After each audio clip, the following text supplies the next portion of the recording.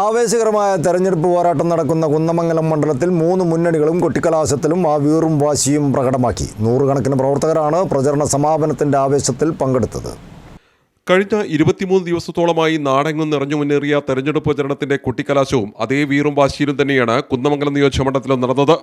LDFും UDFും NDAയും തമ്മിൽ ശക്തമായി പോരാട്ടം നടക്കുന്ന കുന്നമംഗലം മണ്ഡലത്തിൽ പ്രധാന കേന്ദ്രങ്ങളിൽ നടന്ന പ്രചരണ സമാപനത്തിൽ മുന്നണികളുടെ നൂറുകണക്കിന് പ്രവർത്തകരാണ് അണിചേർന്നത്.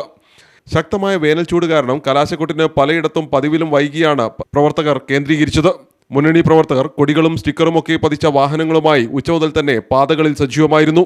മണ്ഡലത്തിൽ മാവൂരിലായിരുന്നു പ്രധാന കൊട്ടിക്കലാശം നടന്നത്. 3 മണിയോടെ തന്നെ പ്രവർത്തകർ മാവൂർ അങ്ങാടി കേന്ദ്രീകരിച്ചെത്തിയിരുന്നു. 3 മുന്നണികൾക്കും മാവൂരിൽ പ്രത്യേകം കേന്ദ്രങ്ങളായിരുന്നു പോലീസ് കൊട്ടിക്കലാശത്തിനായി നിശ്ചയിച്ചു നൽകിയിരുന്നത്. കേന്ദ്രസേനയുൾപ്പെടെയുള്ള കനത്ത സുരക്ഷാ സംവിധാനത്തിലായിരുന്നു മാവൂരിലെ കൊട്ടിക്കലാശം.